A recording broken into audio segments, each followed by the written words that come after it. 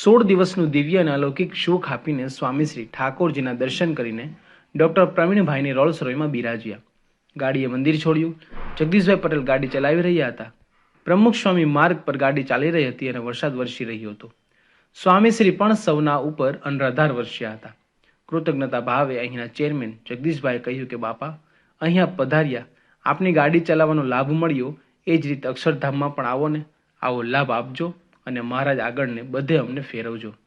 સ્વામીશ્રી કહે, અક્ષર પુરુષોત્તમનું જ્ઞાન સમજાયું છે, ભગવાનનો આશરો દઢ થયો છે અને ભગવાન પરાયણ થયા છે, એના થયા છો એટલે કે મહારાજ એવું જ કરશે, બધાને સુખ આપશે, એના થયા છીએ એટલે હવે ચિંતા નહીં. સ્વામીશ્રી અક્ષરધામની રાઈડ લેવા માટે શું શું હોવું જોઈએ એનો મર્મ સમજાવ્યો, જેમાં અનન્ય આશરો, નિષ્ઠા અને જ્ઞાનની દૃઢતાનો સંદેશો હતો. આજની અનુભૂતિ દિવ્ય, ભવ્ય અને અલૌકિક હતી. સભા મંડપમાં ચારે બાજુ અંધકાર હતો. કેવળ સમગ્ર મંડપમાં કેવળ યુવી લાઇટનો ભૂરો પ્રકાશ રેલાયો હતો. ચારે બાજુ અનંત તારલાઓ, નક્ષત્રો અને ગ્રહો ઘૂમી રહ્યા હતા અને યુવી લાઇટને કારણે આ બધા જ તારલાઓ અને ગ્રહો પ્રકાશમાન હતા.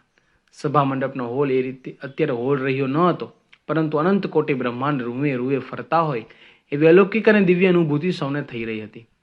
શીતળ મંદ વાતાવરણની વચ્ચે મંચ ઉપર બિરાજીને સ્વામીશ્રી પૂજા કરી રહ્યા હતા. પાછળ દિલ્હી અક્ષરધામમાં વિરાજિત મૂર્તિઓના કટઆઉટ ઉપર સ્પોટલાઇટ પડી રહી હતી. ગ્રહો, તારલાઓ, સૂરજ અને ચંદ્રની વચ્ચે અવકાશમાં જાણે કે પૂજા થઈ રહી હોય એવી દિવ્ય અને અલૌકિક આજની અનુભૂતિ હતી. સ્વામીશ્રી પણ પૂજામાં નિમગ્ન હતા.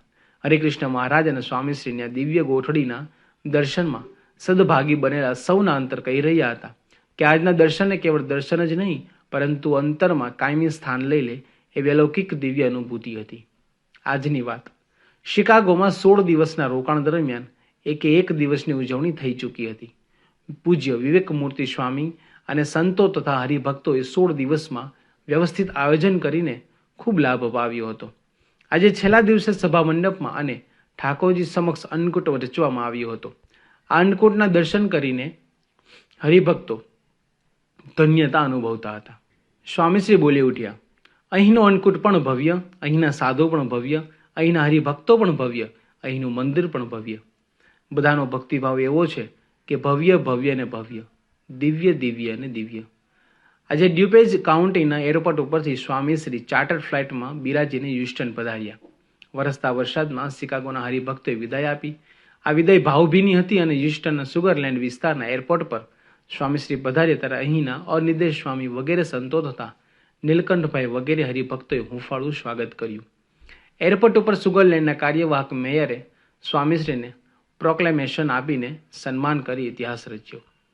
દિનેશભાઈ શાહની રોલ્સ રોયમાં બિરાજીને સ્વામીશ્રી મંદિરમાં પધાર્યા ત્યારે વાતાવરણ પ્રકાશમાન હતું અને ડેલાસના બેન્ડે યજ્ઞ પુરુષને દ્વાર એ ગીતનું ગુંજન કરીને સ્વામીશ્રીનું સ્વાગત કર્યું.